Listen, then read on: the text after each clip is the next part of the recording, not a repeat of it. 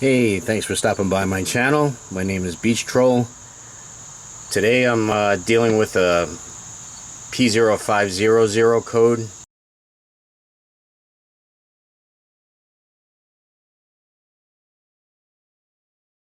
I put my Bluetooth scanner on the diagnostic port, and I'm getting check engine code P0500, powertrain vehicle speed sensor. This is the old connector clip that connects onto the vehicle speed sensor, and there are two wires that are supposed to be on the back of this. The one wire had totally come off, and I tried soldering it back together, but it held for just a short period of time, and when I went to reconnect it, this other wire came off. So as you can see, there's nothing there, you know, to connect another wire to solder on. So what I did was I ordered a new connector. As you can see, it's the same part, and the new one has the pigtail with the wires coming out on the back. I already stripped off a piece on this one, so I'm going to strip off this piece and solder it onto the two existing wires that go to the VSS. The two existing wires, you can see them there. There's a red one and a black one. Yours might be a different color, or they might be the same color. This was repaired years ago, and the shop had put in two extension wires, so they're probably a different color than the original wires. But in any event, what I did was I just stripped the edge off the wire to expose the copper on both of them. This is the new connector. What I've done, I've already stripped off the insulation to expose the bare copper on one of the wires. Now I'm going to do it to the second wire. I'm just using a wire stripper, and on the wire stripper I'm at 18 gauge. I don't know if you can see that, 18 gauge, because the wire on the connector is 18 gauge. So all you want to do is put it in the wire stripper at 18 gauge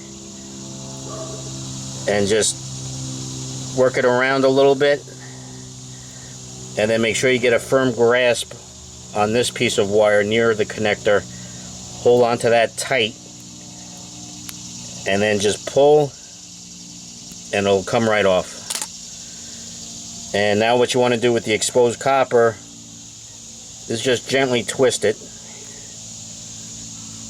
just so you have a better, firmer wire here. So when we go to solder, we'll wrap the other wire around this and then solder them both together. These are just two old pieces of wire that I have. It's going to be hard to film inside the engine bay, but just to give you an idea of what I'm going to do, we'll say this piece is the one that goes to the connector, that's already attached to the connector, and this one is the existing wire. All you're going to do is take the two pieces, kind of make like an X, and just twist each piece around, just so you get a good connection.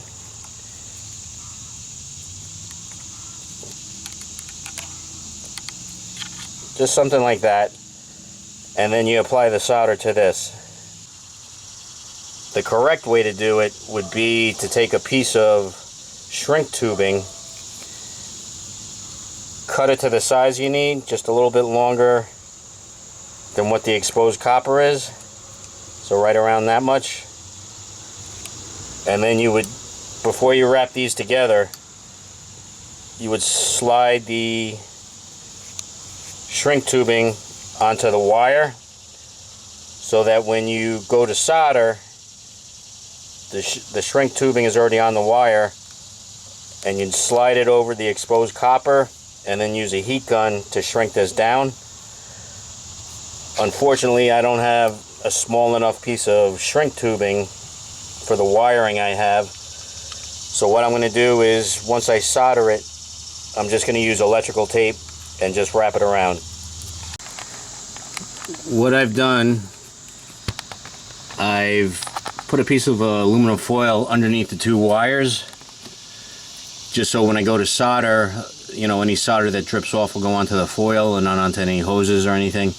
I also took the connector right here and I just used a piece of electrical tape and just kind of taped it to the hose that runs here, just to give it a little support, just to make it that much easier when I go to solder these wires to, you know, individually.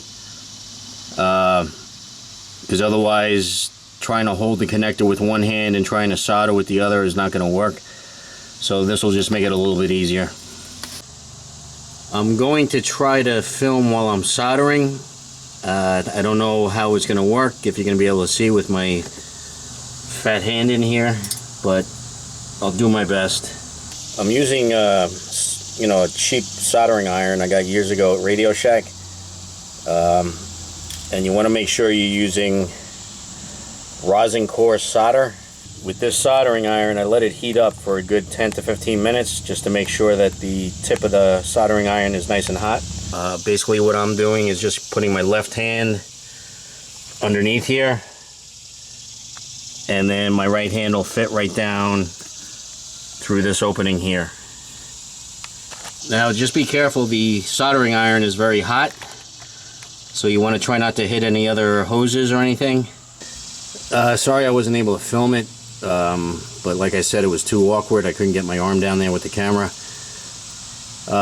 It's not the prettiest looking thing, but I soldered the wires. I'm going to show you on a separate wire just how I did it. All you want to do when you're soldering is take your soldering iron and apply it to the tip of the solder, so you get some solder on the tip. That'll make the connection that much better. Just going to show you how I did it.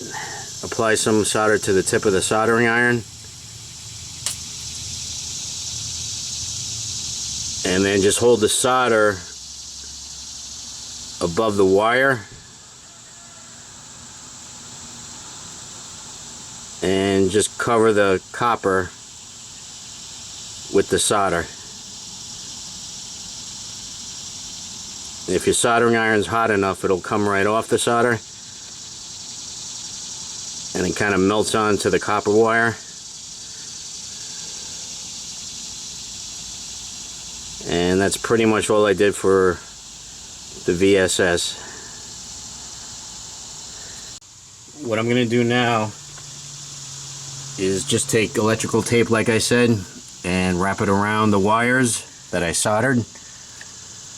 As I said earlier, the best way to do it is use shrink tubing, but I didn't have the right size. I wrapped up the solder with electrical tape. Now I'm going to plug the sensor back in, take the car for a ride, and hopefully the speedometer will work and the odometer, as well as the check engine light should be off as well. Before you start your car, just do a visual of the engine bay, make sure you didn't leave anything in there, the foil or the wire stripper or any other tools. Make sure that's clean, then close the hood and we'll start the car. Okay, let's start the car, see if that check engine light's off.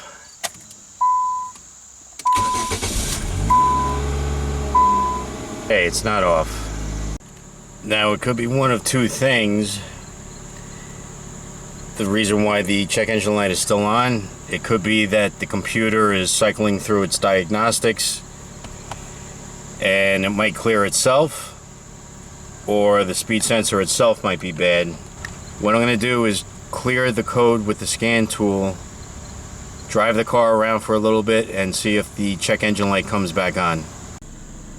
Now, as I said, this wired scanner is showing no codes, but what I'm going to do is just erase it anyway, just to see if the check engine light will go off. Erase, yes. And it's off. Alright, so we'll see if that comes back on, and we'll see if the speedometer and odometer are working. The odometer is at 189,326. We'll see if that goes up, and we'll see if the needle for the speedometer works. Alright, let's go see what happens. And the speedometer is working. Excellent. And the odometer just clicked to 327. It was at 326. So everything seems to be working. Just think, by doing this repair yourself, you probably saved yourself a good $200 to $300 from bringing it to a shop. That little connector piece that I got online, I paid $13.50 for shipping included. So that was relatively cheap, and it only took maybe about 45 minutes to do this whole repair. So if this video helped you out, I'd appreciate it if you could give a like and consider subscribing if you haven't already. Have a great day. And by the way, I also have other videos on other car repairs and things to do with home repairs and home maintenance, so you might want to check out my playlist. Thanks again for watching, and I'll see you on the next video.